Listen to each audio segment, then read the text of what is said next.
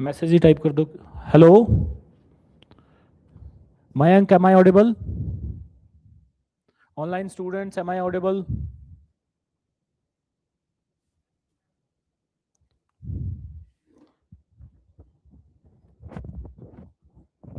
Am I still audible or not? Please tell me again.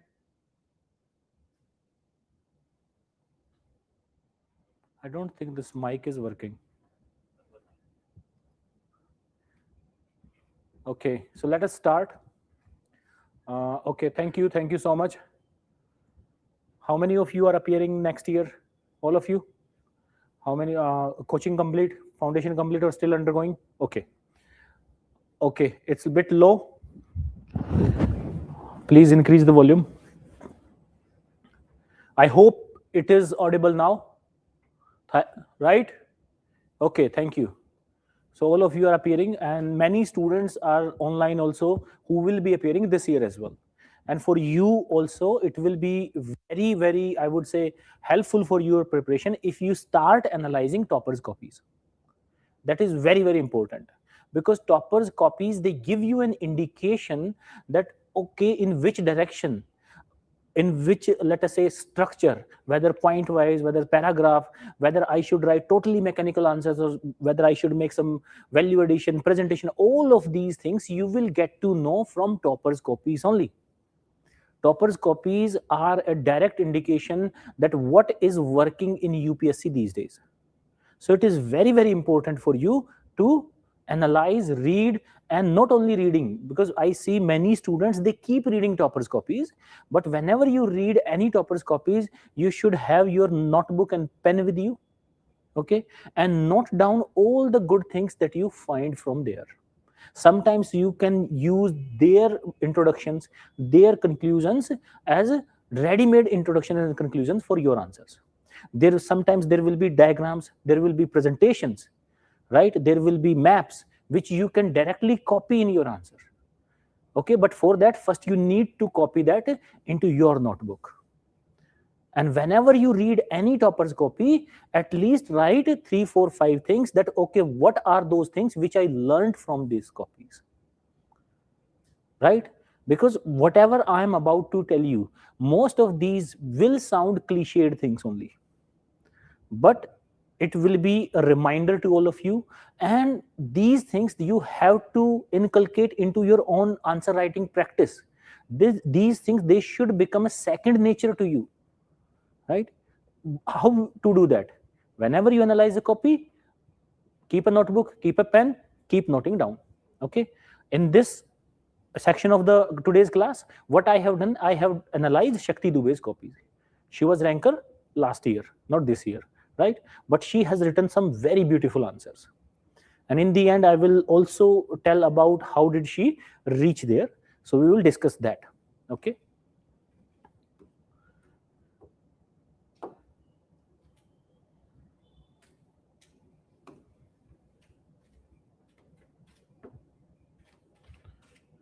first is introduction. Introduction hooks are very, very important. Whenever you or any student is writing any introduction, it should be hooking. Hooking, I means it should create curiosity in the mind of the reader. All of you, analogy, let me give you one simple analogy. Analogy is that all of you have seen movies, but before movie, what comes? A trailer. And the trailer most of the time makes you excited enough to watch that movie. No, I have to watch this movie, I have to watch this series. So that is the work of an introduction hook. So whatever introduction you are writing, try to make it interesting, try to make it, let us say, it generates curiosity in the mind of the reader.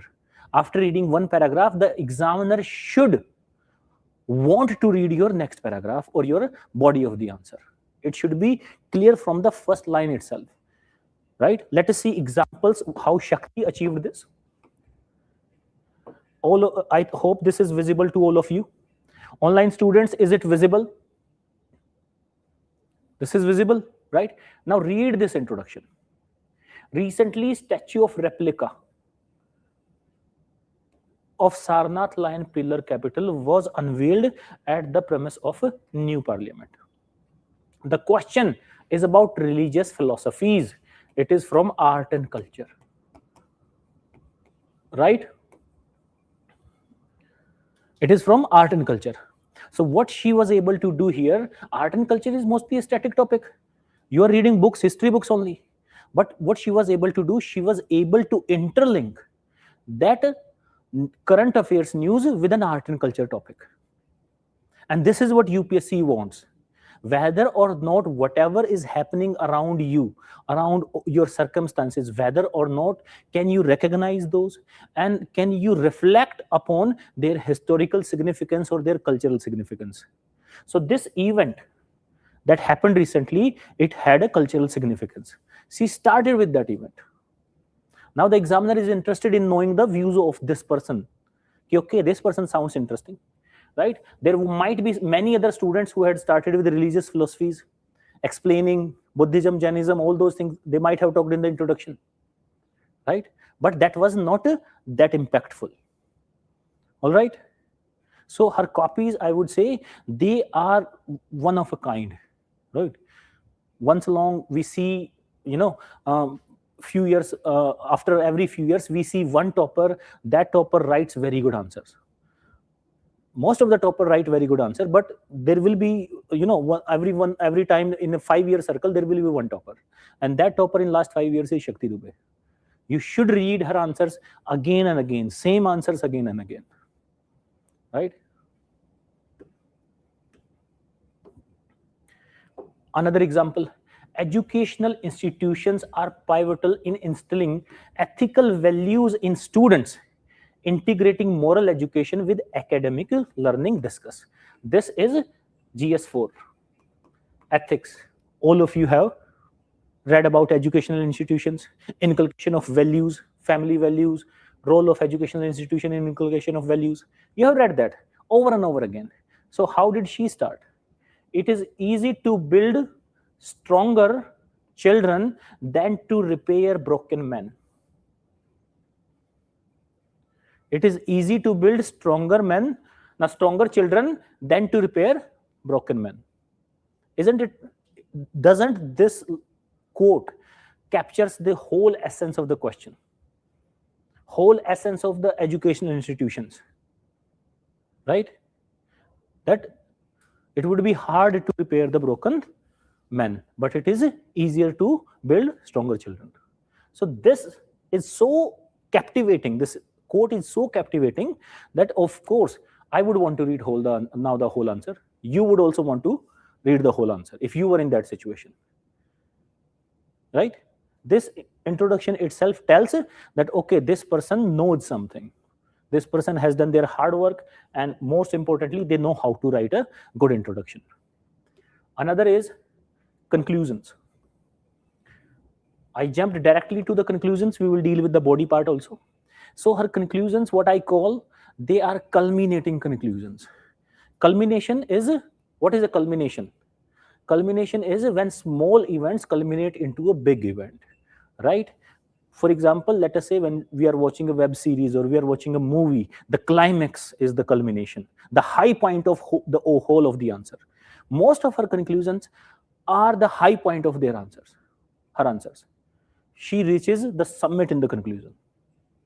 It ends something more like, let us say, MS Dhoni is batting in the end, last ball 6, and you won the match. Everyone wants to see that, right? And conclusion, psychologically also, as I keep repeating it, it is the last part of the question.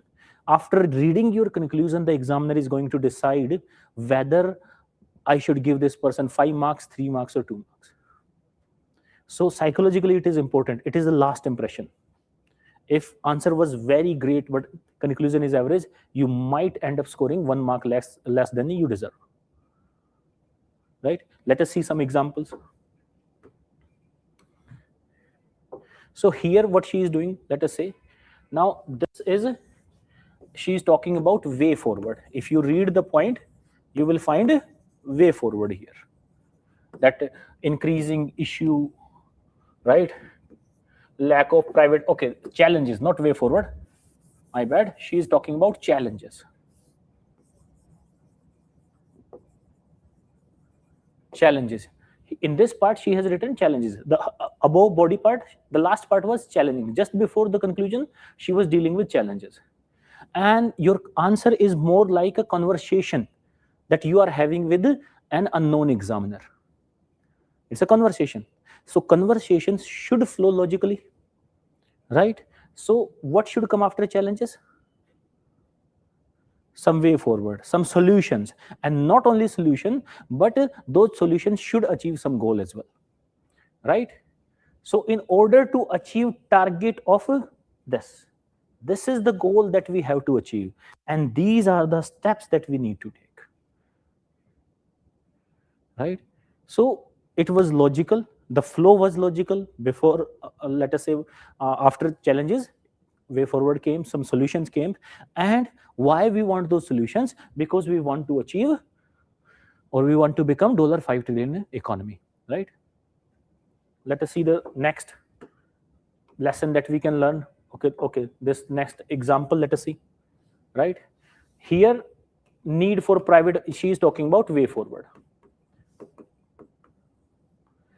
In this first two, this 4 and 5 point, these are way forward. She is giving some solutions, right?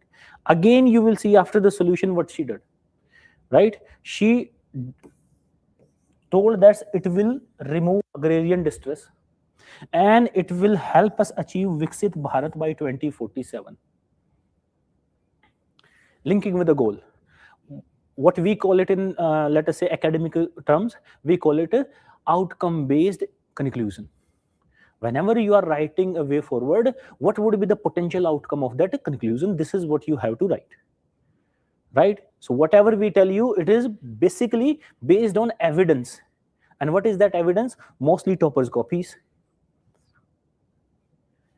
Let us see the next learning that we can see. So yes, understanding demand and interpretation of directive words. Now this, I think she has done a great job. I did not put any example there, but I'll explain. And this, because the examples would be so long, if I put the whole page here, you would not be able to see that. That will be a problem. So I encourage you people, when you go home, download her copies from Vajiram's website. And I insist from Vajiram's website only. Her copies will be available somewhere else also, but she got selection in 2025 when the result came, 24 exam, but 2025. At other places, most of her copies are of her previous attempts. You do not want to judge her rank 1 attempt with the previous answers, right? So those answers might not be great in the quality. So from the website, download the copies, read them, and what you will find that she has a great command over directive words. Great command over.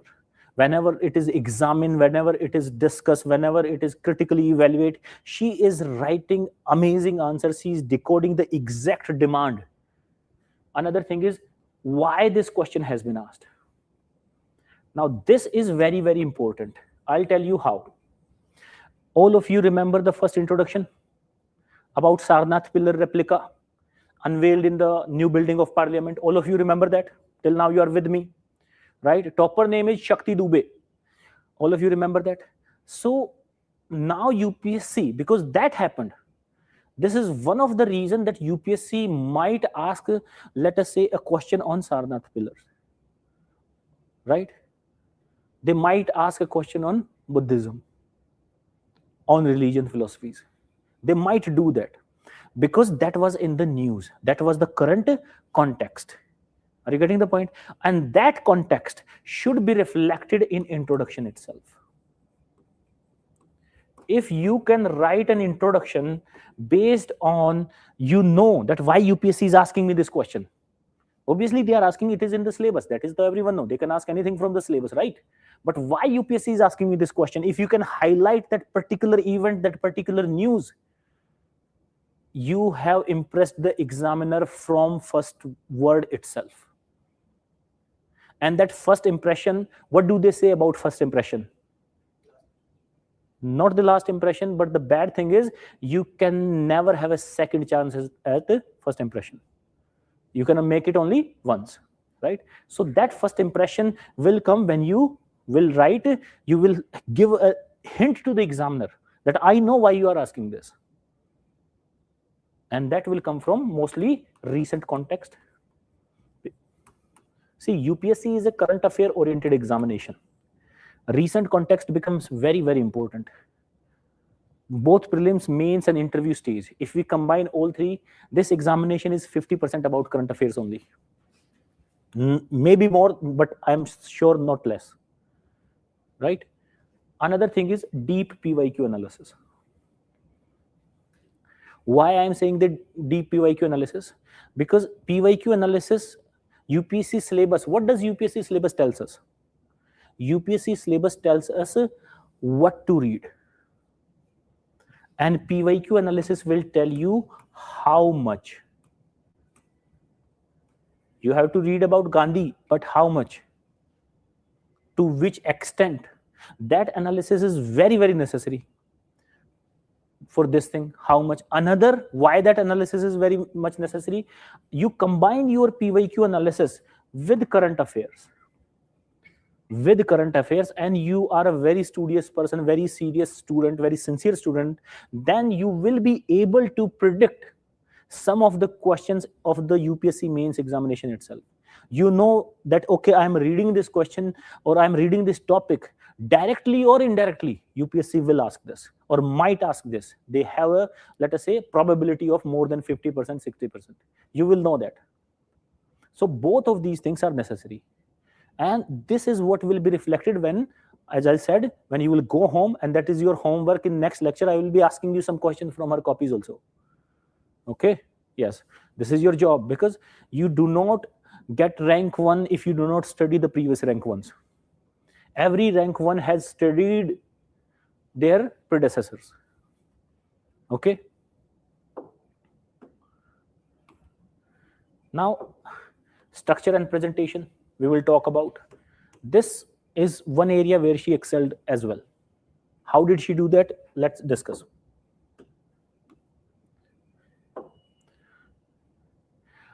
Because structure, when I say structure, I do not mean intro, body, conclusion only. Of course, you will be writing intro, body, conclusions. You will be doing that. Everyone does that. And this is I would say, open secret now, that write an introduction, then write body, then write conclusion. I mean more than that, right? What I mean is that she knows how to break down the statement of the question. If, let us say, very simple example, I'll put you, question is about inclusive growth, right? Then how to, first of all, this is just a keyword, how to break down that keyword and the statement of the question as well. If, let us say, discuss the role of department related standing committees in the improving the effectiveness of parliament. How to break it down? For example, you want to, let us say, discuss my role at Vajiram and Ravi. How to break it down? This is a statement. UPSC will say, discuss the role of governor in federal structure of India. How do you break it down? You talk about the, yes, please say. Yes, first you write about. Then we have to approach towards the second part of the question. What is that second part? Discuss the role of governor in India's federal setup. Now we have to approach towards what is the exact role in the federal setup. Before that, we have to define the governor and why the need of governor. Why the need of the governor? Okay, what would you define? How would you define governor? Rather than define, you would cite constitutional articles, right? I mean, I think you mean by constitutional article when you say define. Apart, now I am saying discuss the role, right? You have to discuss role. If, again, now we are coming to the previous point. Why would UPSC ask this question? Yes, recent. So you will, after the role, what you will do? You will cite issues that are persisting. This office of governor, this is a persistent thorn in the, let us say, center-state relations. So how it is troubling, or what role it has played in center-state relations, positives, then negatives as well, right? Because there are some issues. And in introduction itself, you will highlight the issues rather than just the constitutional article. And if you write the issues, then either in the conclusion, what you will do?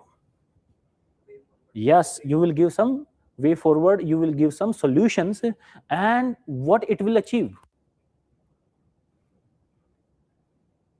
It will achieve, let us say, some constitutional ideals, some constitutional goals, constitutional morality, anything, right? So this is how you broke down the statement. You understood what you have to do in this question. All of these things, these learnings that I'm telling you, they are not separate. They are part of one whole integration that makes you as a student, that makes your answer one whole answer. The separation that I have done is only for easy understanding, that you can grasp it. Okay, now prioritization of points. Now this thing is again important.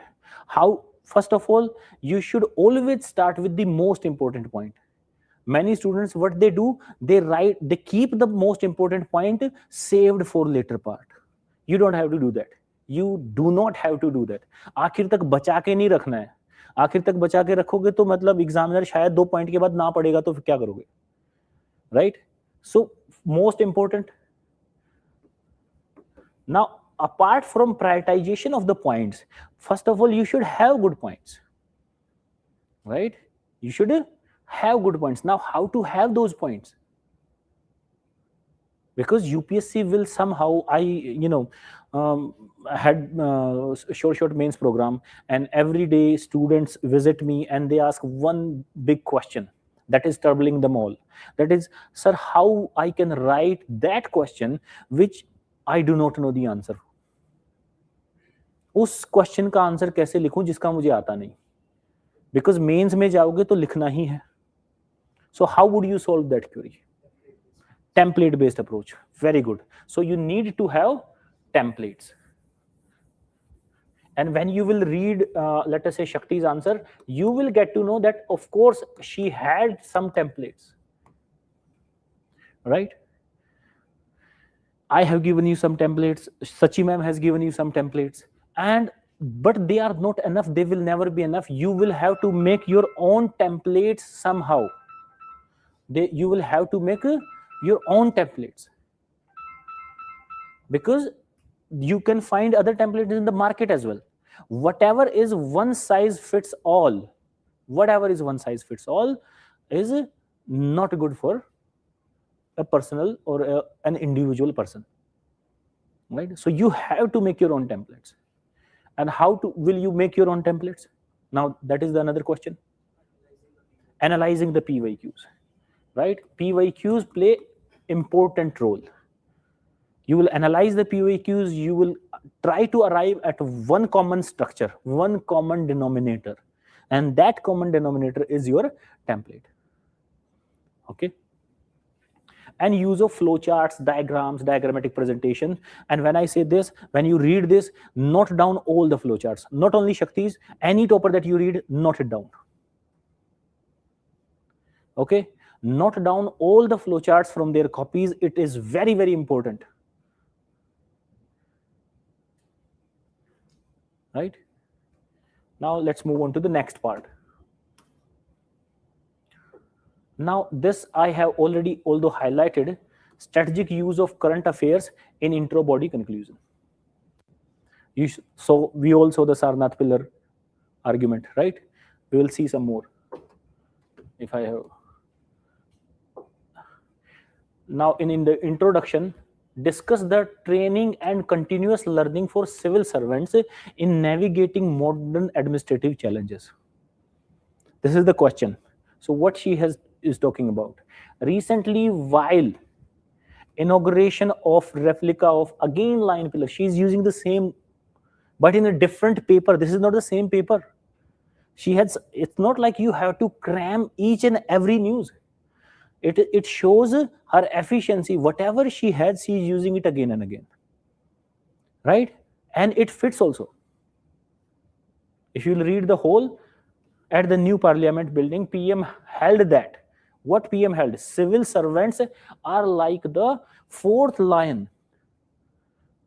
There are 3 lions in that replica, so civil servants are like the 4th lion. So it connected with the civil services, right? So whatever was necessary, she is giving that much detail.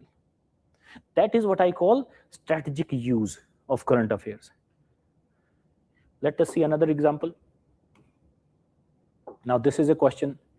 In the context of public administration, discuss importance of effective persuasion to achieve goals of administration. GS4, persuasion, right? PM Modi during the recent Civil Servants Day speech has held that the civil servants in India have. So what is she doing? She is highlighting from PM Modi's speech. The news you will read later on. But what is important here? The current affairs that she is using. She is somehow connecting it with the current affairs. Now you are getting my point that the role of current affairs is almost 50%.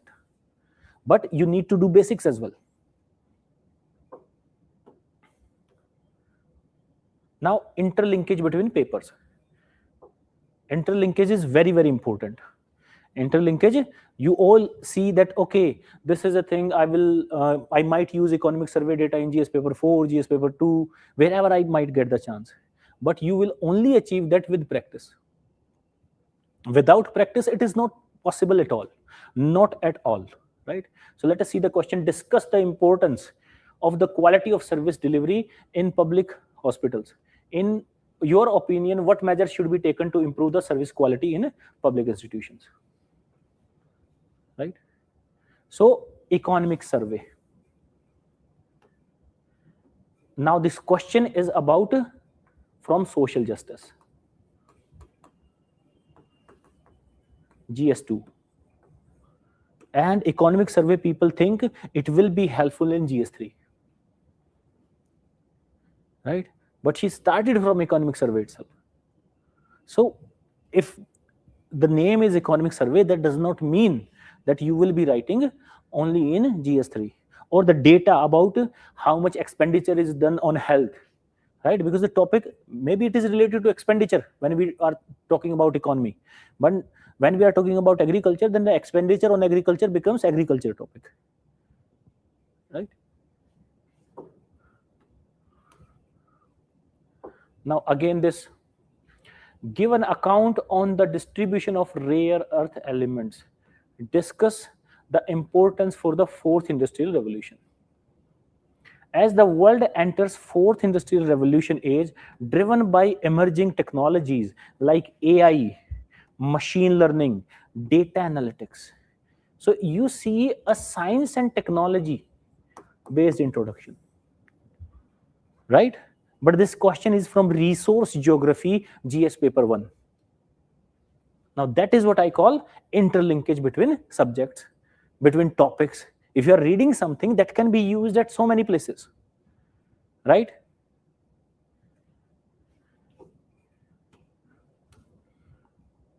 Let us see this. Now this is my favorite. Addressing drug abuse in India demands a multifaceted approach that tackles the root cause of this menace. The question is about drug abuse. From GS1, social problems. You might have seen some books on social problems in the market as well, right? So what she is doing here, because you read this all the time, you read Gandhiji's 7 sins. And where do you think you would use it? GS4. But drug abuse, what does it say? Pleasure without conscience. Isn't that a beautiful use of Gandhiji's 7 sins? What a drug addict is doing? Taking pleasure without their conscience, without questioning or examining the morality of their actions, right? So that give the examiner a different perspective, an ethical perspective, a more humane perspective.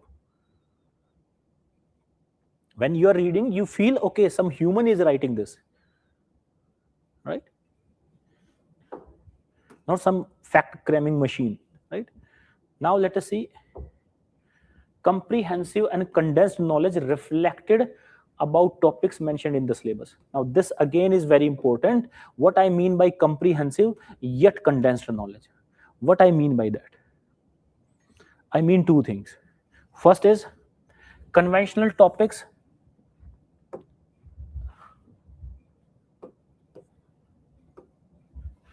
conventional topics as well as current affairs you have to cover. This is what you do in reading, and then you make crisp and concise notes. Now, what do I mean by crisp and concise notes? When you read her answers, you will realize it. You will go home and you will read that. You realize, okay, this person, how can she remember so many quotes, so many recent examples, so many data facts, so many committees' names, so many constitutional articles on one topic itself? How is that possible? So many best practices. Because this is what you have to do when you make notes, and your notes have to be prepared on every topic given in the syllabus. Right? Your foundation notes you might have some notes available in the market, printed notes. But let me tell you, they will not be helpful until and unless you try to make your own notes. And they should be, if possible, handwritten, at least some part of them. The part which are dynamic, you can make a soft copy, or let us say PDF kind of notes, which you can edit easily, docs file or something. Right? So what you have to write in the notes. Now, the criteria first, let's talk about the criteria. The criteria is, whatever you will be writing, it should be important. This is criteria number 1. And whatever you will be writing, the second criteria is more important, because whatever you will be reading in the beginning, you will feel like everything is important, but that will make your notes bulky. The note making exercise itself will stretch to 2 years. Forget about the exam. So the second criteria is, it should be very hard for you to remember. It should be very hard for you to remember. Both the criteria should get fulfilled. If something is important but easy to remember, you need not write in the notes. You will remember it anyway. Why waste your time and energy? If something is hard to remember but not important, again, no need to write in the notes. When both of these criteria match, you will write that in the notes.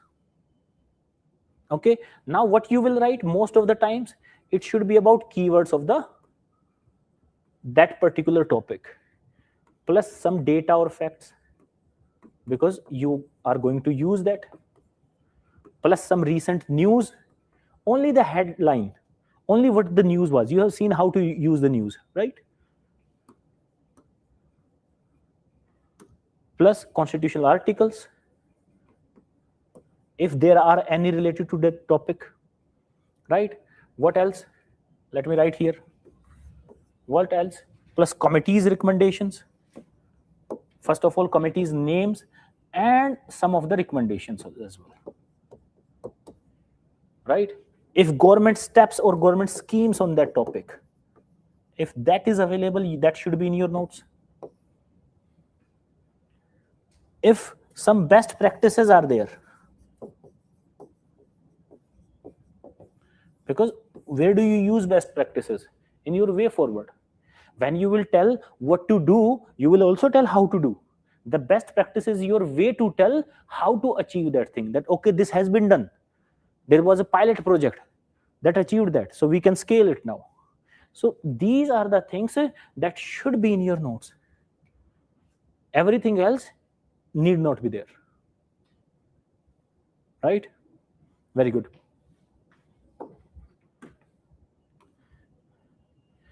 Again, if you will have keywords and key phrases, you will use them. And that is reflected there. So I covered in the last part, the last previous point also, that you need to write keywords. First thing that I wrote was keywords.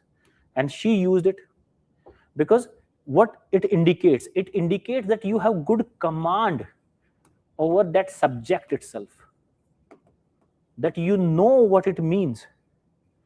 If it is about policy making and you are writing, let us say, Sachi ma'am was using one word in the first class, ivory tower syndrome.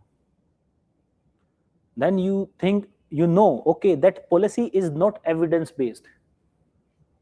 The policy is not made by someone who has visited the ground reality. They are sitting in their ivory towers and they are thinking that is armchair policy making. These are kind of the keywords that you think, right?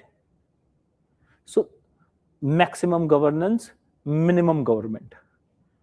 Governance means the process, and government means there is some person, some interface where you have to talk to the or interact with that. So less interaction, more work. So what are these are the keywords. They reflect your knowledge, and more importantly, they convey to the examiner the content worth 10 times more those keywords. If you are using keyword and there are, let us say, 3 words in that keyword or key phrase, whatever you will be signaling, that can be summarized, or that they are signaling at least 30 words worth of content. At least, I'm saying, maybe sometimes 100 words. So that those keywords become very, very important, and it also improves the validity of your argument, right? Because now it gives a signal to the examiner, this person has read that topic, that read that subject matter. Every subject, every topic has different their own subject specific vocabulary, and until and unless we learn to use it, it will be very hard for us to get marks, right? And it helps you to be concise and exact, because there are 3 words are doing the work of 30 words.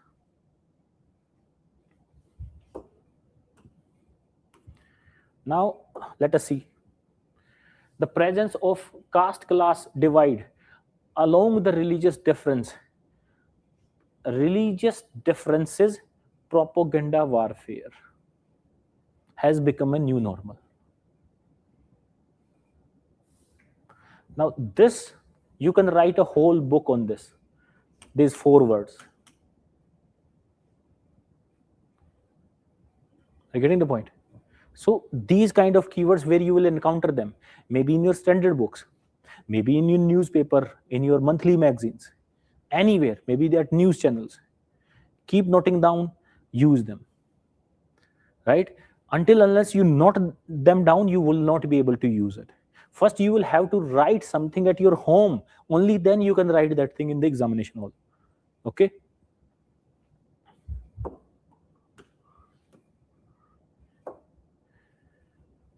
Discharge of untreated waste would lead to, let us say, impact on health and marine ecosystem. Now this is the keyword: development induced displacement. These 3 words: development induced displacement. This development induced displacement, what it shows a social tension as well as environmental tension, a tension between economic growth and what kind of development we should have, sustainable development. And that tension, you can write a whole chapter, you can write 10 chapters on that, you can write newspaper articles on that, but it is beautifully captured by these 3 words, right? Again, at WTO, India has illegal, unregulated, and unresponsive funding, fishing. So let us say illegal fishing is there. We are talking about environment. We are talking about something else. Now, illegal, unregulated, unresponsive. That is first of all, that is illegal. Second, that is not regulated, being rampant there, and unresponsive towards the need of the communities, towards the marine ecosystem, right? So these 3 words, won't they make the point, or let us say the gravity of the point, the weight of that point becomes way more after using such keywords. Moving forward, so these are the keywords, and when you will be reading those, answer those questions, toppers question, keep noting down these keywords as well. Once you note it down, you will be able to use it. Then, against the Indian philosophy of Sarva Dharma Sambhav, I have, now this is in the context of secularism, you can use, in the context of multiculturalism you can use, in the context of universal peace you can use, right? So, and this, people have written whole books on these 3 keywords. It's a whole philosophy, right?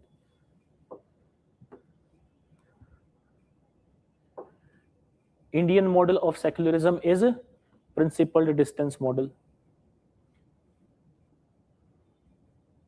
What is the principal distance model? Who will explain? Online students. Yes, Rohit, we will definitely be dealing with international relations as well. Online students, what do you mean by principal distance model? It is between the relationship of state with the religions. So what the state is doing, you might have read equidistance model of secularism. It is about secularism. So state, it interferes into the religion based on the priorities. If there is some malpractice going on, it will interfere. Otherwise, it will leave the religion free of state's interference. Right? So that is principled distance, need-based.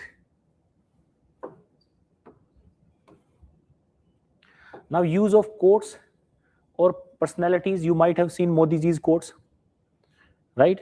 Use those quotes. When you read any article on international relations, let us say, write the name of the author. If you find any good quote, write the name of the author. Search about that author, whether that author is a public figure. If that author is a public figure, you can use it. If not, avoid it. Okay? Let us see some. First of all is Indian political system has a huge impact of identity-based politics. There is a saying, Indian context, Indians do not cast their vote, they vote their caste. One of the eminent sociologists said it. I do not remember the name. Sachi ma'am does remember because sociology was her optional. So maybe she will tell you the name as well. Maybe MN Srinivas, right? So this quote can be used. It is so specific, and she even did not name the sociologist who said it, because the name does not matter. What matters is the quote. And every general person, every aam admi, every aam student, they can read it and understand its meaning. The quotes, when you use those scholarly quotes, they have to be so easy to understand by the local population, general populace. They should be so easy. They should not contain any technical jargons or subject specific technical vocabulary, which is not, let us say, common man cannot fathom that. Okay. Here she has quote S. Jaishankar, the question about India Bangladesh, right? Our foreign minister. Mike Rowe in ethics paper. What she's saying, Mike Rowe is of the view ethics in public life is important because unlike moral aptitude, athleticism, and charisma, it's a choice. In order to ensure ethics in public life, there are two most popular ways. So Mike Rowe's view she wrote. Try to quote whatever you find while reading ethics books. So try to quote them, or eminent personalities, former Indian PMs, former Indian foreign ministers, current Indian PMs, current Indian ministers, former environmental ministers. So those people who have held some level of public offices, you can always quote them, right? Now this is about emotional intelligence. It takes more than intelligence to make intelligent decision, Emerson. To take an intelligent decision, it takes more than intelligence, right? So it is about decision making and emotional intelligence. So not just a sheer IQ, but EQ, right? So you can start with these kind of quotes, and also, and sometimes you can use it in body parts as well. Here again, she has quoted Dhruv Jaishankar, who's an international relations expert, right?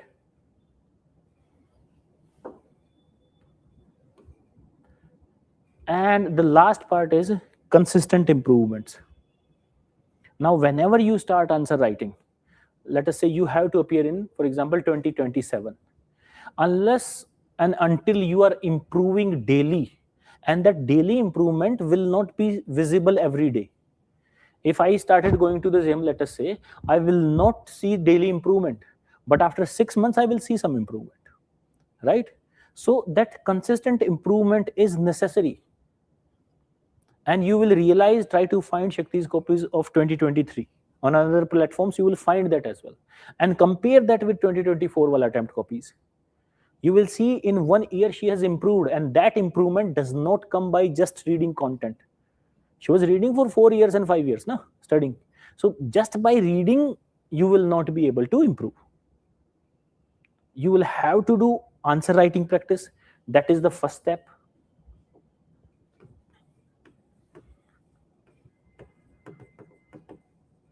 Right?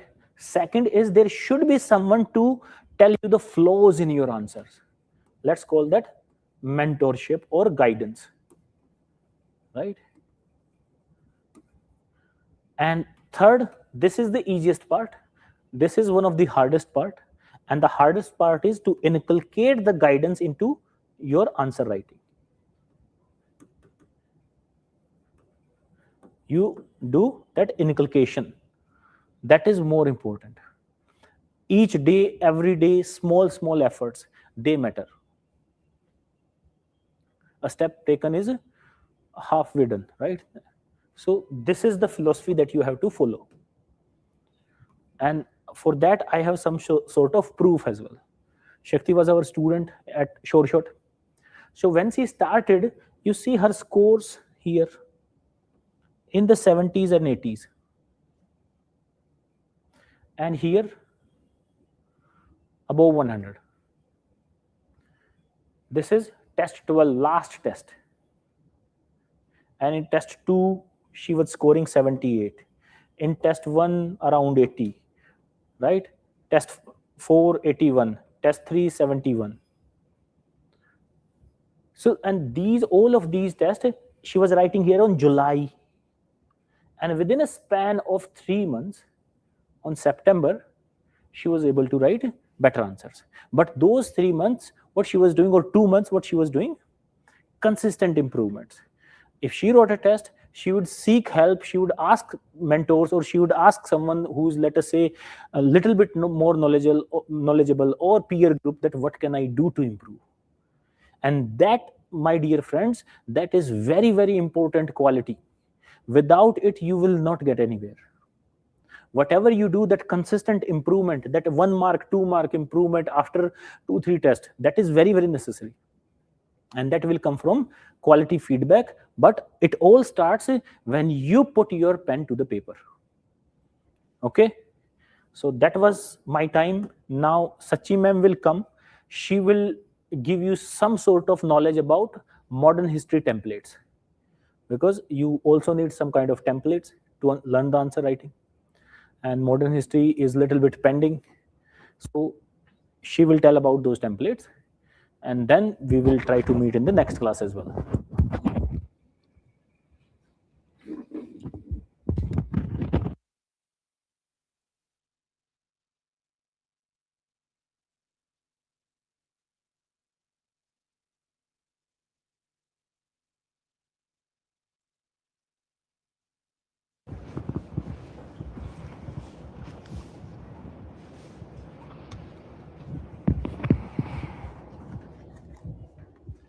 Hello everyone. Am I audible, online students? Please confirm. Okay. So as I would like to continue from where Mohit sir left, I personally think toppers copies are very, very important. I have referred to toppers copies, like I have literally printed out and kept it at my study desk. And there was no single day, especially between prelims and mains, that I have not referred to them. Like, there are multiple advantages for the toppers copies. First, they give you a lot of value addition, lot of good content, lot of key phrases, catchy phrases, keywords that you can directly copy. It will help you enhance your knowledge. It will help you enhance your content. First thing. Second thing, it helps in terms of structuring your answer. So what you can do, you can just read a question from a topper's copy, and then you can see that, okay, how I would have approached it, what headings I would have given into it. Then have a brainstorming session on that, and then just see that, okay, how many headings toppers have given, and then just see. Then you will see that, okay, the structuring or the demands I'm not able to decipher. Third thing that I have personally learned is how to present your answers. Like in my first mains, I only wrote it in a very point-wise format. Heading, point, heading, point. From toppers copies, I got to know whatever I tell you, ki hub and spoke model, flow chart, or any other thing that you can think of. कोई best case study to put it in a box side में ऐसे कुछ लगा दिया. That I all learned from toppers copies. Especially for subjects like ethics. I personally feel you can learn a lot from toppers copies. Because instead of going through hardcore books, in which the outcome of those hardcore books is only very minuscule, because ultimately you have to write in the points. उस book में से कितने points निकाल पा रहे हो आप, and what is the cost benefit analysis of that particular thing. You have to think over that. Instead, refer to toppers copies. Use AI, use ChatGPT, and then you can see a stark difference. Fourth thing I personally feel is that what happens when we generally write, if there is a page, like this is the page. Okay, first point, second point, third point, fourth point. Now, if we want to write the fifth point, the space is relatively less. But when you see toppers copies, you will notice that they have very structurally decided that, okay, they have given equal amount of space to each and every point, like they have planned it. So it doesn't look very messy or rushed. You look very organized in your answers. Okay, now, not now, but okay, you can start this exercise right now as well. After, if you have completed one subject, what you can do, you pick up a topper copy, you see a question, and then you start writing an answer. Right? No matter how bad you write, believe me, answer writing is the most important pillar of the mains examination. And mains examination, because of its obviously higher weightage, will give you the rank. Answer writing is the most important pillar. In that, you need to pick a topper's copy, see the question, and then start write the answer. Then see the difference, what topper has written and what you have written, so that you can know that, okay, this is the scope or this is the bridge that I have to cover.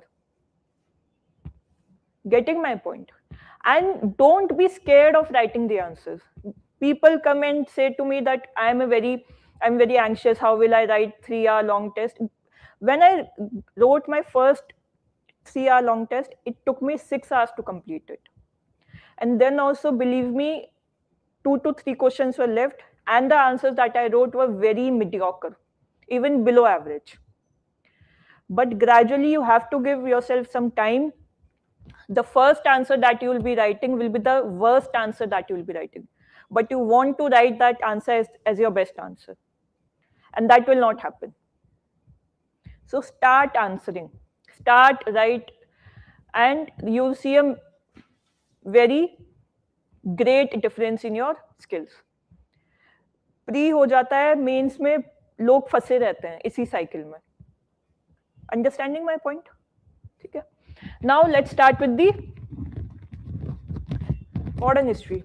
Now, how I have, like in the previous class, Mohit sir have told you, he have given you 5 themes on which the whole modern history can be divided.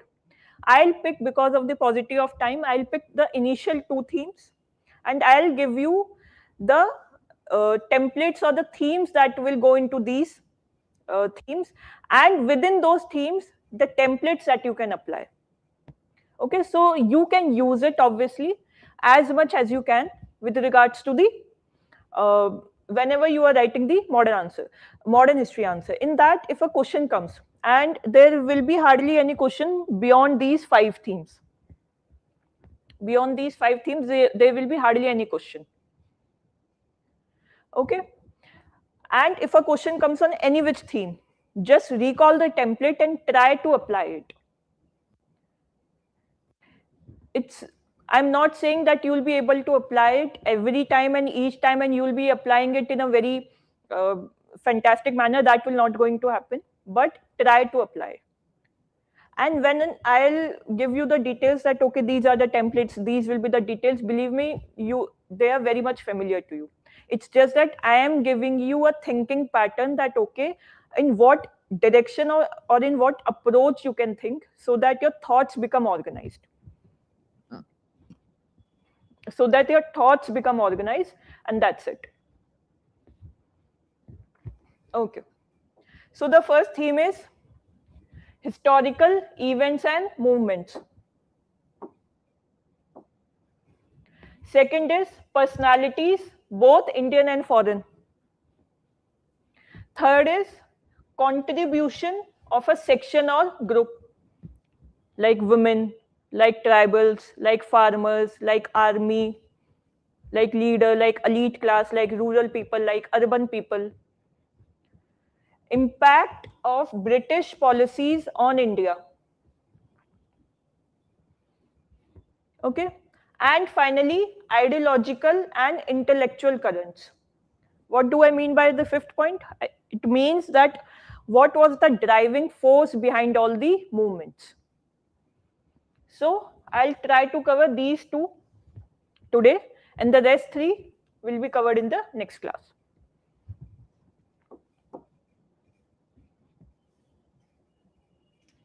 So let's see some PYQs first. Historical events or movements. So UPSC generally asks very straightforward questions in this particular theme, like Quit India movement, like 1857 uprising, again 1857 naval mutiny. Okay, mid 18th century, whatever happened at that point of time.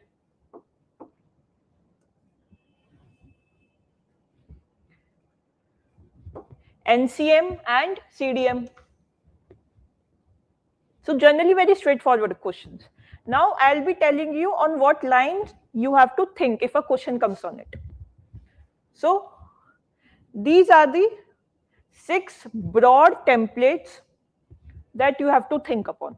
If a question comes on historical events or movements, then on what lines you have to think. So first, just be logical in that approach. You don't have to cram it up. Just be logical. If there is any historical event or movement, would you not first think that, okay, just think of a life cycle approach of a movement. There must be some or the other historical background or precondition prevailing before the movement. There must be some or the other thing current that is going into that particular thing. Then what were the causes that why it happened? There can be multiple causes. It can be political, economic, agrarian, social causes, anything. There can be multiple reasons for the same. Then when the movement has occurred, what was the nature and character of that movement? Was it a peaceful movement? Was it a very violent movement?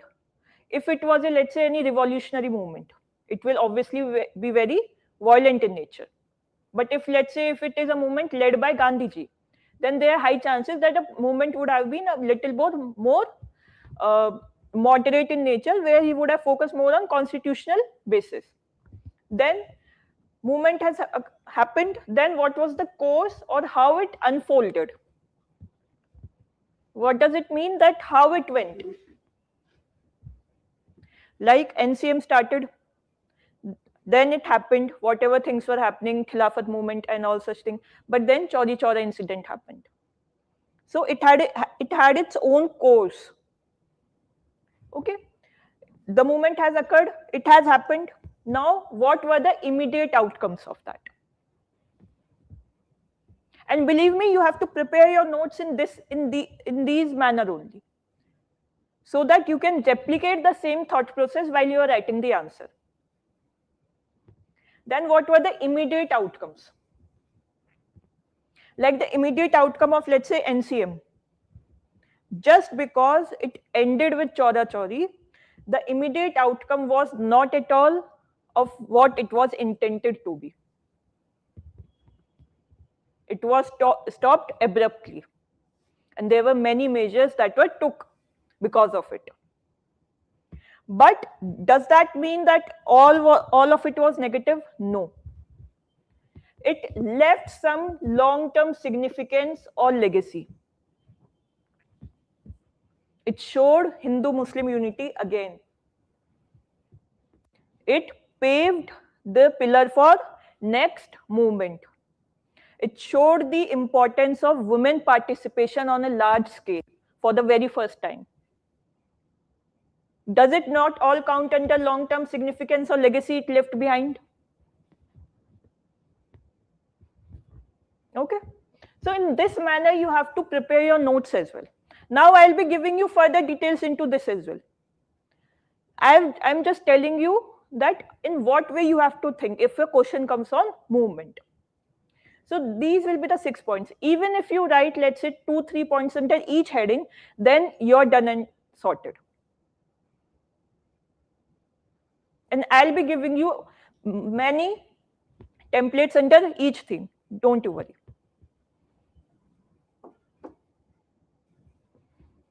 So the first theme, historical background of preconditions. First, what was the colonial political structure that was prevailing at that time? You can start with it. Any act was going on, whatever viceroy's overriding authority, ordinances, racial hierarchy, what was the pretext that was going on? What was the background that was going on? Okay. Then the economic exploitation and agrarian stress. If, let's say, permanent settlement, the absentee landlordism, Rayotwardi system, rigid revenue demand. So everything had some or the other background, some or the other pretext because of which it happened, because of which any sort of exploitation or stress was already going on. Movement will never be sudden. There will be certain things that will go on behind the scenes which will ultimately trigger it into a movement. So we have to think of all these points.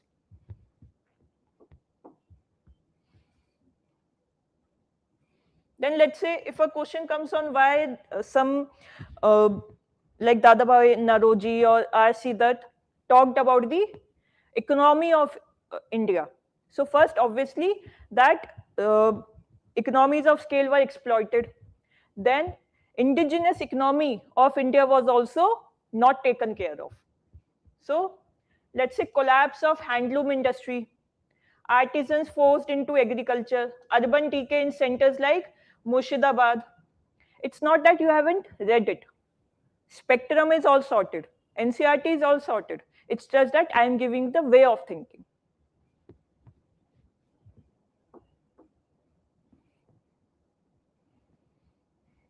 Then what sort of society or social discontent was there that was prevailing at that point of time?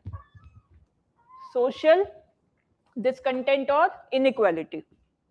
In this, either you can talk of Indigo Revolt or Santhal. These are all the examples. Okay? So you have to think that, okay, social discontent, if let's say 1857 revolt, what was the social discontent that was happening? Tell me. Of course, the major reason behind it was the military or the forces that were happening. But tell me the other social thing. Please be a bit louder. Religious causes. Britishers were interfering into the Indian traditions and beliefs. Okay? So you have to think from the social aspect as well. Then you have to think from the administrative operation as well. Then you have to think from, let's say, racial discrimination as well. Not all points will come under one of the questions, but I'm just giving you many points so that if a question comes, you does not feel the dearth of the points. Then 1857, legacy. Now, people generally say that 1857 was the first war of independence, but before 1857 as well, there were many tribal revolts or many social religious revolts that were happening. Getting my point, you have a separate chapter in Spectrum, pre-1857 revolts. So 1857 was the culmination of all these revolts. So you have to give the pretext. Then what other factors can be there? We have talked about social, we have talked about administrative, we have talked about economic, we have talked about racial, we have talked about administrative. We have talked about the decline of indigenous economy. Now, the rise of nationalist consciousness. That was also happening in the background as well. People were now becoming more aware about their nationality. That is also one of the points. But all of this is happening. There is a significant trigger that happens. You have to mention that as well. Understood what do I mean by the pretext or the background that you have to talk about for any event or movement?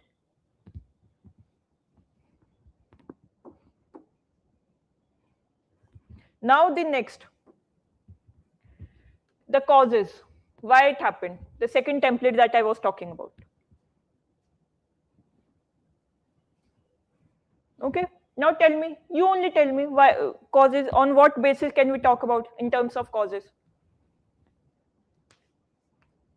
Think of as many points you can think of.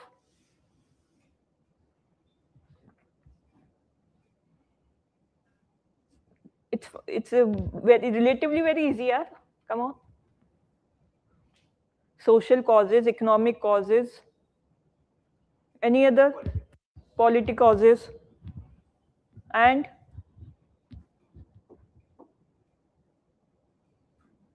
see the first point, political causes. So first is political causes, economic causes, military causes, social and religious causes. So if a question comes that what led to a particular movement or why this movement happened, then you don't have to think from only that, okay, if 1857 revolt happened. So you don't have to think of the immediate trigger. You have to think from all the perspective, all the causes for the same. For this, you need to think from all this. Yes, governing causes, colonial establishment, ideological causes, psychological causes, any other issues that you can think of or causes. International causes, people were now aware that, okay, how much right the people of Western countries were having because of the advent of the media and press. And now people were, at least the elite class was having the luxury to go out and study abroad. Okay. So global awakening of imperialism, leadership call or mobilization. Except for revolutionary movements, and in fact in revolutionary movements, there were movements that were led by leaders. There was hardly any movement that was leaderless. Tell me one important movement that was leaderless, but it paved the graveyard for the Britishers. Quit India movement. Just when it started, Britishers put all the leaders into the jail and the movement become leaderless. Understood? Trade causes, okay. So understood on what lines you have to think of the causes part. Now, the nature or character of that particular event or movement. So, on what lines you have to think? You can think of geographical spread.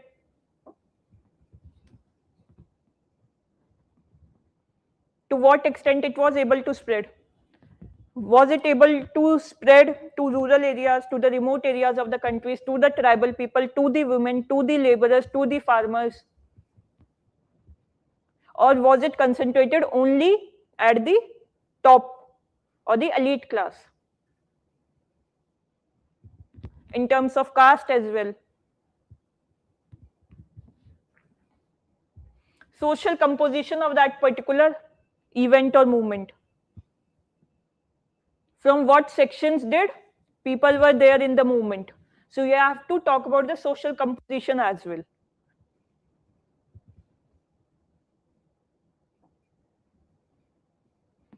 Leadership pattern.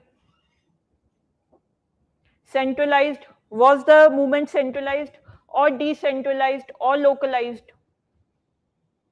So centralized Congress leadership was majorly there, or Gandhiji?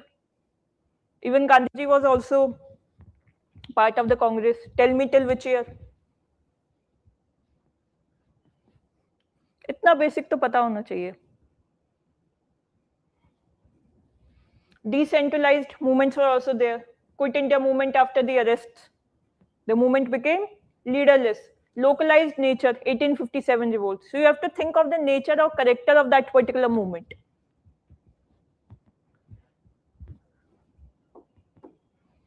What methods did they adopted? Will we be talking about that as well? Was it a non-violent protest or was it a violent resistance? Or was it a mixed forms?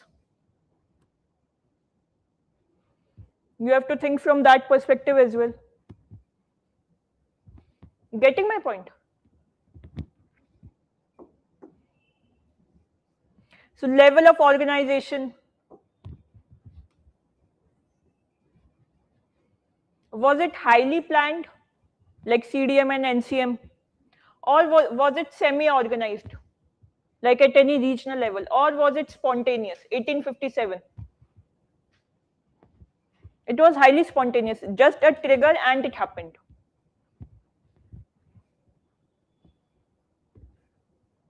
Method and philosophy is different to fight against the colonial establishment. Yes, Rahul. Now, participation intensity. Was the movement including all the sections of the society, or was it only elite led? Or were the masses were incorporated into it? Okay.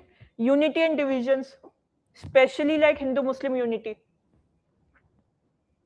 Were people from all class and caste were there in the movement or not? Ideological divisions within nationalism. Some wanted. Everyone had a different idea of nation. You must be knowing about it. Gandhiji had a different idea of nation. Jawaharlal Nehruji had a different idea of nation. Majority of the people had a different idea of nation. They had differences over that as well. So you can think of that as well.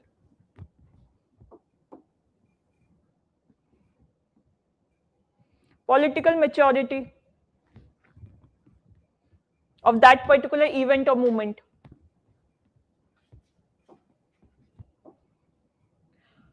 Reformist demands, clear nationalist objectives. How mature was that particular movement?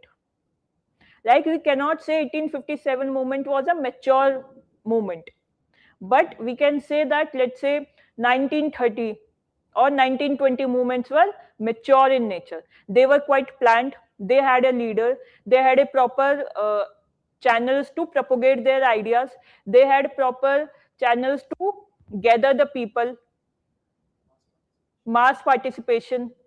So they were very planned in that sense. But 1857 was not at all planned. In fact, tribal revolts or any other social religious movement were not very much planned. They were very spontaneous in nature, and any repression by the Britishers were enough to make them end. Whether they had a clear objective or not. Because let's pick an example of tribal movements.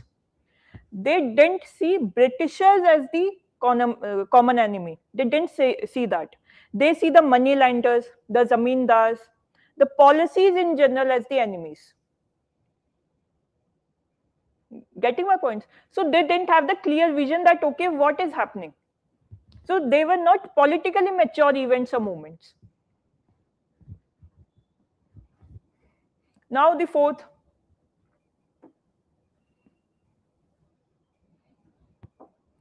Course or how it unfolded.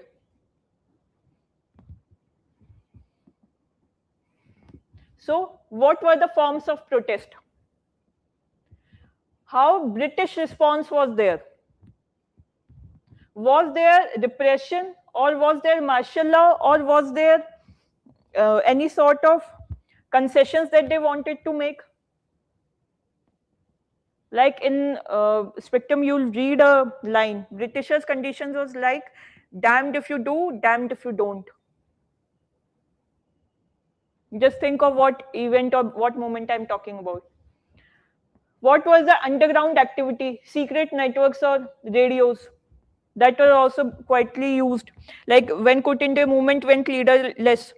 So there were many radios and secret networking that was going on. Regional variations were there. At some areas, movement were quite intense, and that was not the case with other areas. Role of youth and students, communication methods, internal weaknesses, duration and intensity. For how long the movement went on.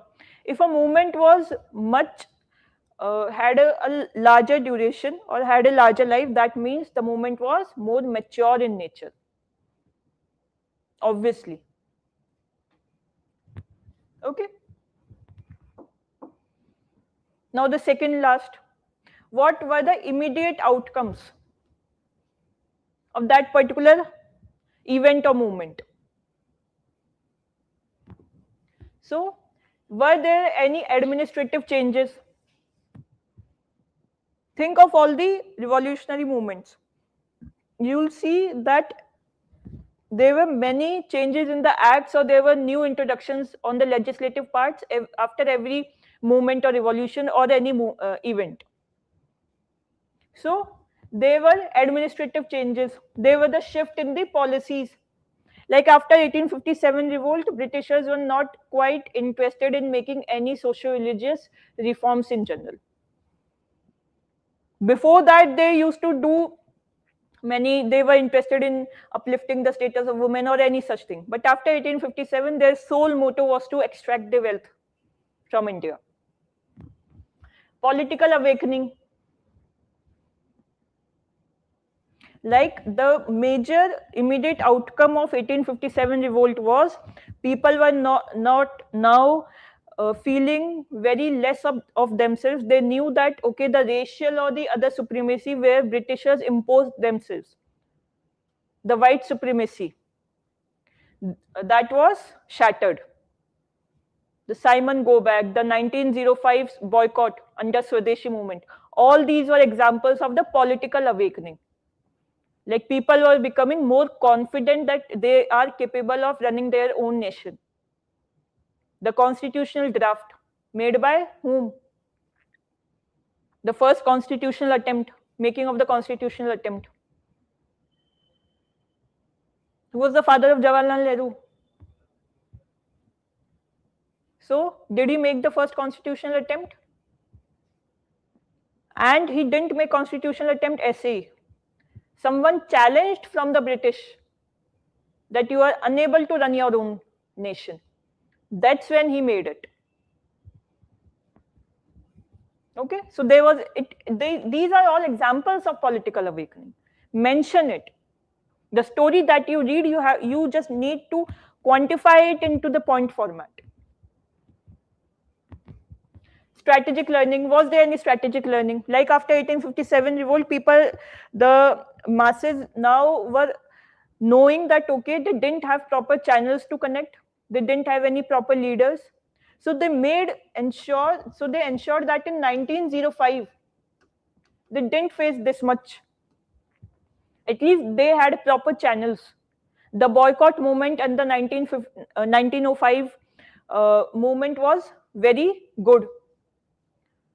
Establishment of National School of Education, establishment of national paintings. These were all very mature in nature. British confidence erosion, international impact, success failure debate. For some, the movements were successful. For some, the movements were not successful. They were failures. But if a question comes on, let's say, analyze any particular movement, you will be first talking about the successes of that particular event or movement. But the second heading would not be failures. That's not a correct vocabulary to use.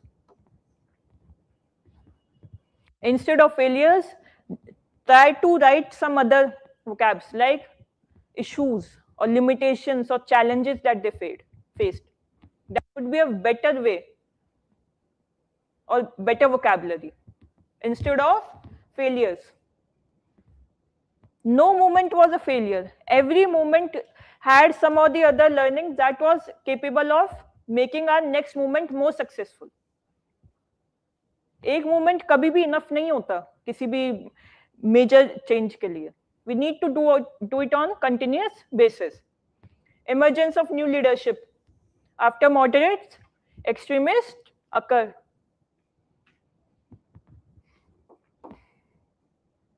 Now, long-term significance or legacy. Was there any long-term significance or legacy that was left behind by a movement or event? Strategic shift. Okay, so now the shift was from petitions to mass struggle. The 3 Ps not being used now.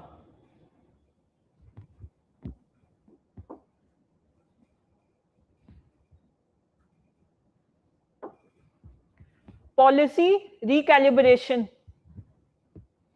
1909, 1999, 1935. Tell me the names of these acts.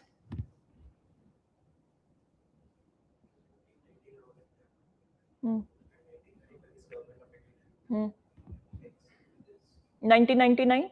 So, 1919? Okay. 1909? You need to study. Ideological deepening. Now, people were aware that, okay, liberation of freedom is also a thing. Okay, fundamental rights is also a thing. Okay, justice is also a thing. Equality, fairness.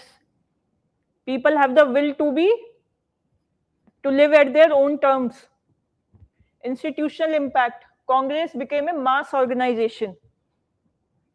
Every year, the INC meeting used to have. Psychological break. There was an emergence of fearlessness. Legitimacy loss. Legitimacy of whom?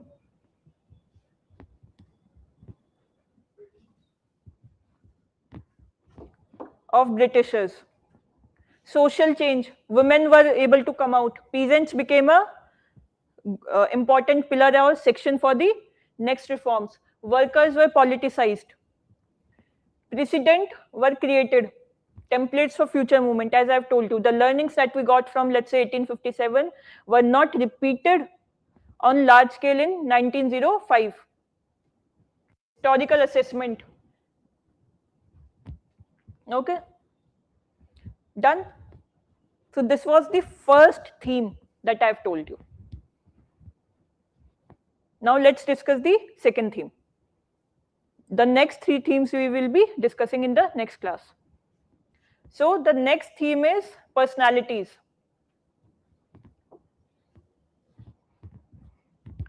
So let's discuss the PYQs.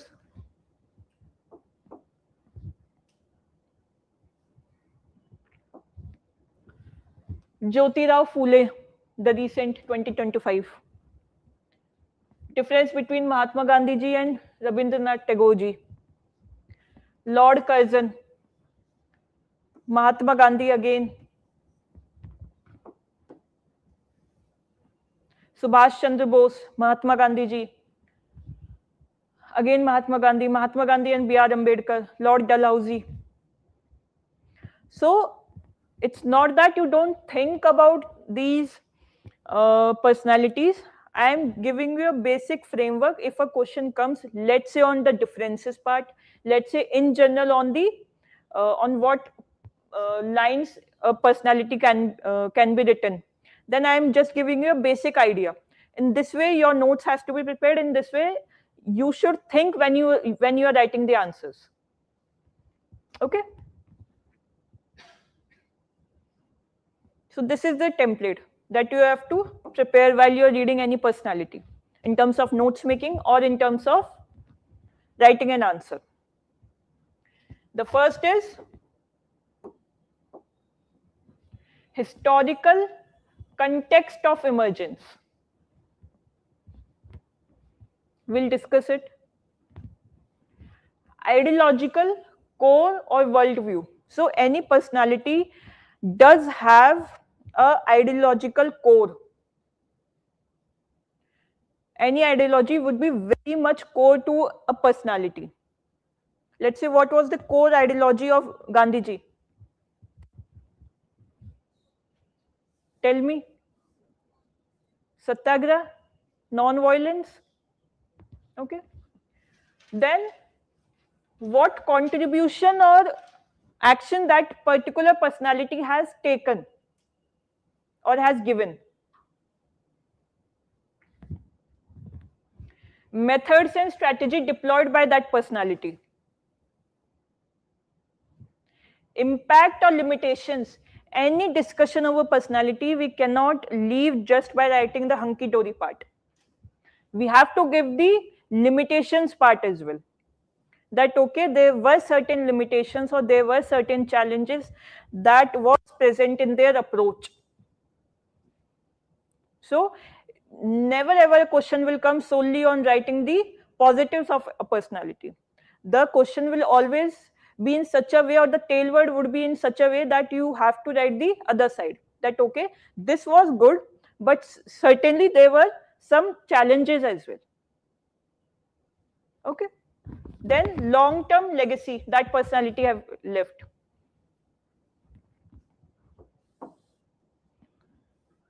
One more thing that I would like to incorporate it here is the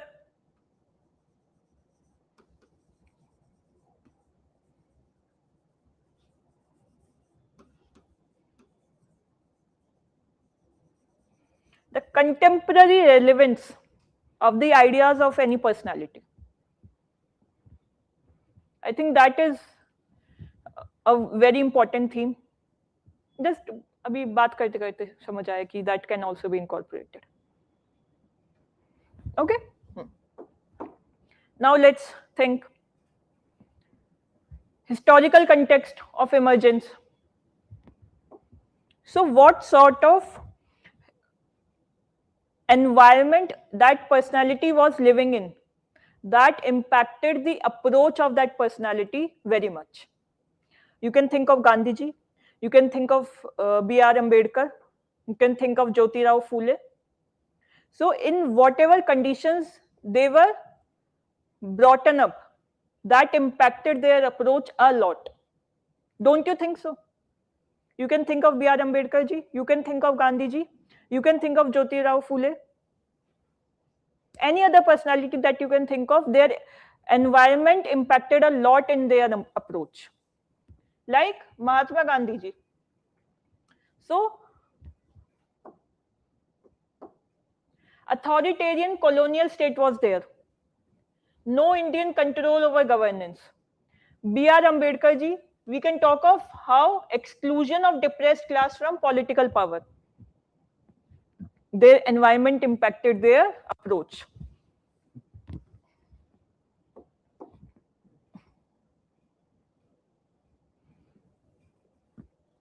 Then what sort of socio-economic conditions they were living in? Dadabhai Nauroji, drain of wealth, impoverishing India. Gandhiji, rural poverty and peasant distress. So if a question comes on, let's say, any personality, then you have to think on these lines. It will not come on your own.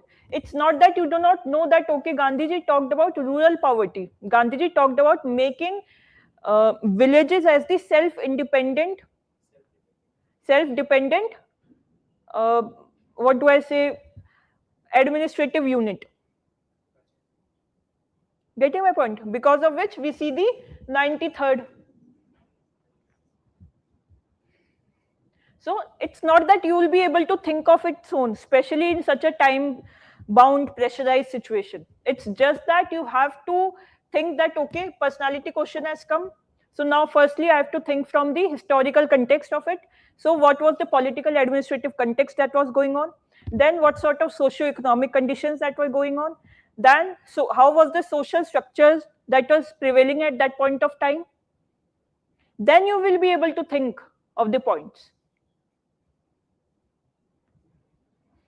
Then you can think of, okay, what sort of intellectual or educational climate that was prevailing.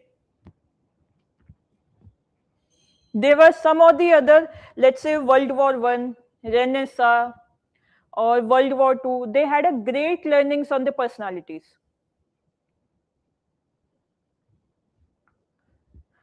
Global influences. Subhash Chandra Bose, the impact of World War II. Everyone knows about it.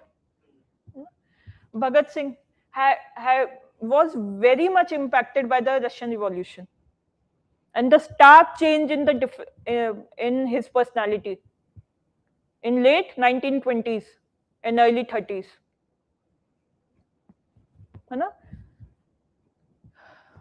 Same goes for Nehru. Anti-imperial movements worldwide.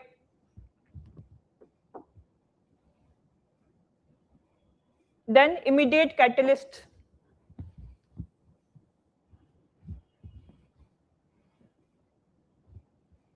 Gandhiji, racial humiliation in South Africa. It was not that he was not seeing it. It was not that he was not aware about it. But when he encountered it for the very first time, that was the catalyst or the trigger moment for it. Okay? Then Ambedkar ji, denial of civic rights.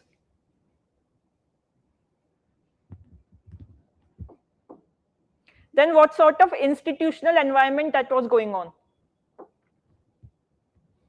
Indian National Congress. It was already being established before the arrival of Gandhiji.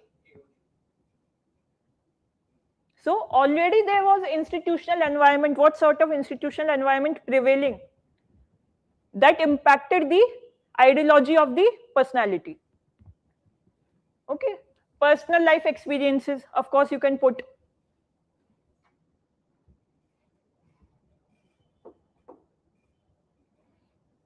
Now the second theme. The ideological core of worldview. What sort of ideology they had? The core ideology. So on what lines? You have to think of all the points on which a personality can have an idea or thought upon. Getting my point? So what was any personality's concept of the nation? What sort of administration do they want? What sort of economy do they want? What sort of society do they want? What sort of relations with the outside world do they want?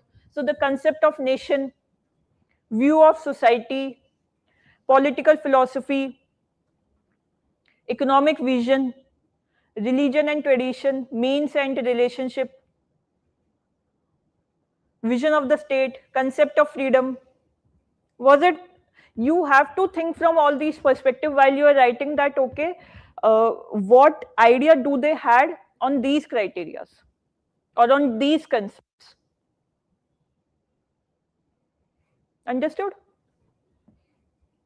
So let's say economic vision.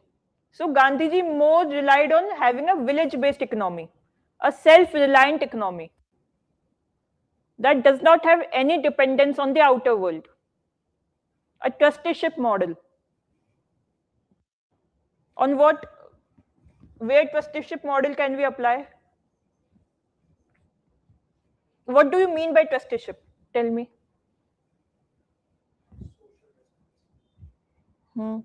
And fair enough.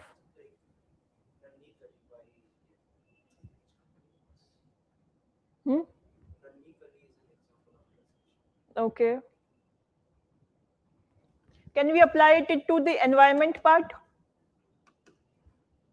Again, a contemporary relevance. Okay.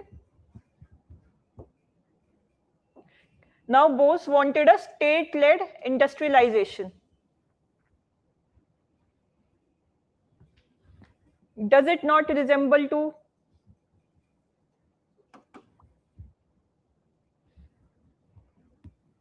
Is it not a word particularly in the Constitution, specifically in the preamble? It was added, but it was much before this.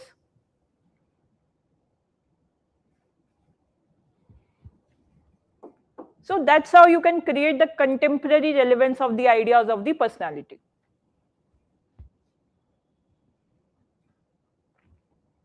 Okay? The PDF you will get, no issues. Now, what contribution or actions they gave? Then you can again think of all the perspectives in terms of political, in terms of social, in terms of administration, in terms of institutional, in terms of religious. Any other point that you can think of?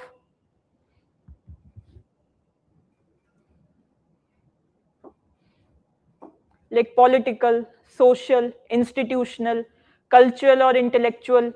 You can add more points into it.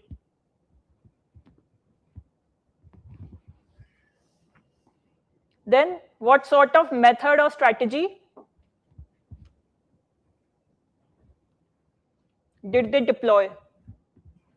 There can be hardly 3 to 4 strategies that any personality can deploy. Either the personality can be non-violent, or he or she can be very aggressive in nature or extremist in approach, or the personality can talk of legal constitutional method, or the personality can be only about changing the administration just by changing some of the policies of the administration. That's it.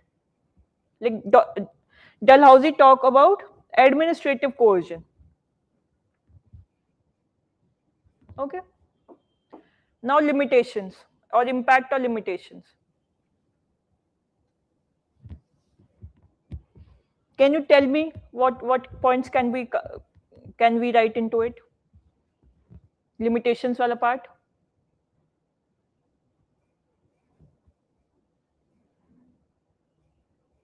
किस lines पे अपन सोच सकते हैं?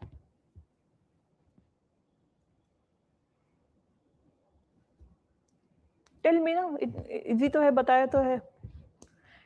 Can we think from the perspective of, let's say, the impact it had on the region basis? कि geographical spread कितना था? Can we talk about the section of the society कि किस section पे तक वो impact किया है? Can we talk about the social aspect कि उसकी वजह से कोई social reform हुआ है कि नहीं हुआ? Can we talk about the political impact of that personality? Can we talk about any administrative impact? Can we talk about any impact on the international world, or the personality has taken any learning from the international community? It can go both the ways. ये तो in general लिखा है. I'm just talking कि अपन किन lines पे सोच सकते हैं. Okay. Now, the long-term legacy that personality has given. Gandhiji, we read extensively in ethics, end versus means. Gandhiji didn't compromise on the means. He just struck down the NCM after Chaura Chauri incident. He could have used that incident and he could have just uprooted Britishers because सब कुछ उनके favour में था. People were supporting him, even the leaders were supporting him. In fact, he made himself a bad person and went against the major current that was going on just to fulfill the means, because as per him the means cannot be compromised. Understood? So this is it.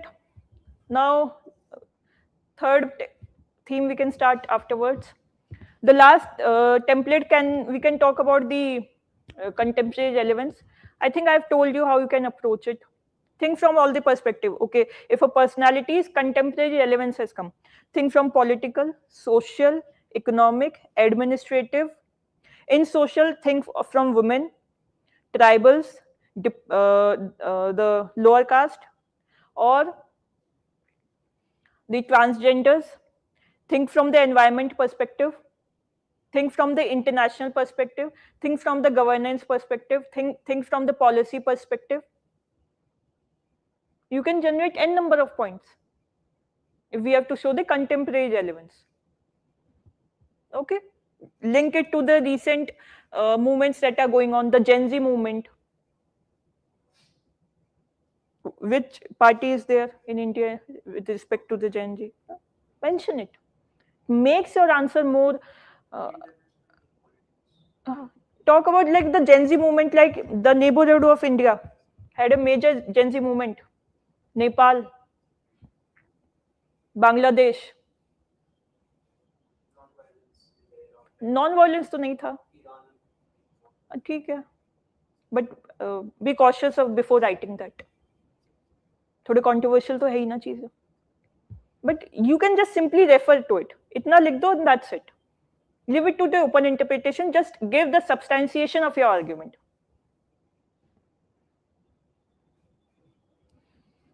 Okay, that's all. Let's meet in the next class. Thank you all. Thank you, online students.